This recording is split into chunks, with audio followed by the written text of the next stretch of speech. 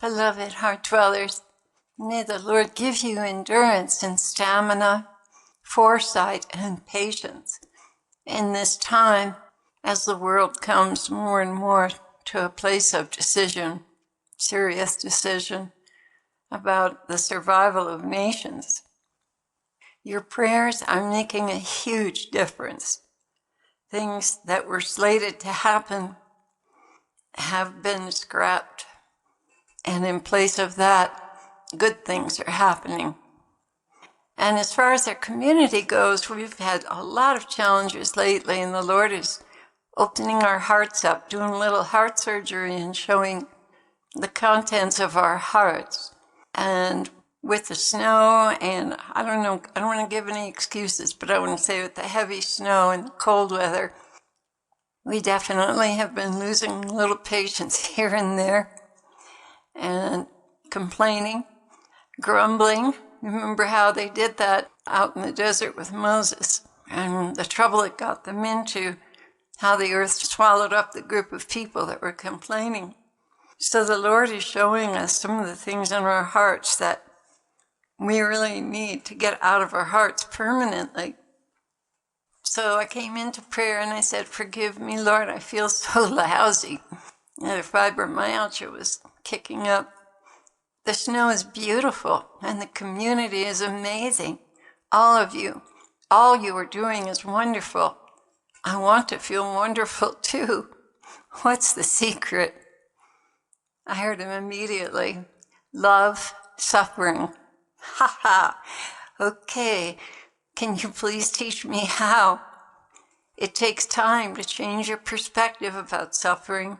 It requires you to keep your heart and mind in heaven and on my agenda. Once you're in that place, it is much easier. And I said, okay. He continued, there's no easy or pleasant answer to suffering. It will always be a work in progress. For the joy set before him, he endured the cross. Claire, it's just that simple. This community is going through growing pains to expand well enough to handle what is planned for it in the future. This is a wonderful season of growth, and much can be accomplished if all work together and learn to carry their cross without complaint, but have gratitude that they are indeed saving souls by their sacrifices. They must understand the meaning of suffering and come to a peace about the need for it in their lives. You know how I love cheerful givers. And I'm thinking to myself, lately I've been anything but that. All of you are called much higher, he continued. And because you said yes, I'm taking you there. I am so sorry it is such a difficult class for you, but you have been living in the lower levels for quite some time. And now it is time to graduate and come up to my school for you. Not everyone is called up higher. I only call those I know are willing to die to themselves more each day and become co-redeemers with me. A co-redeemer could be a missionary, a book publisher, a martyr, a victim soul, a school teacher, a musician.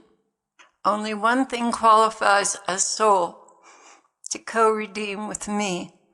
Their heart is united to my heart, and they desire only one thing, to labor with me for my agenda.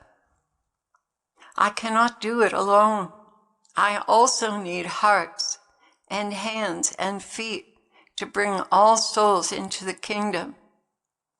Those who have joined me in this work are co-redeemers. Of course, only I could open the gates of heaven, but then there were more needed to deliver my message. Your reward in heaven is great, Claire, and the same is true of your community, if you all persevere. And someone during the rosary saw a really incredible jeweled crown in the air spinning. It had jewels of every kind in it, flashing light, and it was just glowing and beautiful. The Lord continued, the jeweled crown that was seen spinning in the room as you prayed was a crown you will all wear at the end of your journey, if you persevere. I intend to give you every possible grace so that you will persevere and do so joyfully. This is my heart's desire, to labor with you, my beautiful brides, until we dance, that very special dance in heaven that only the bride and groom can dance together. So persevere and don't lose heart. There is much reward for you in heaven, and know that the more you suffer, the closer you are to me.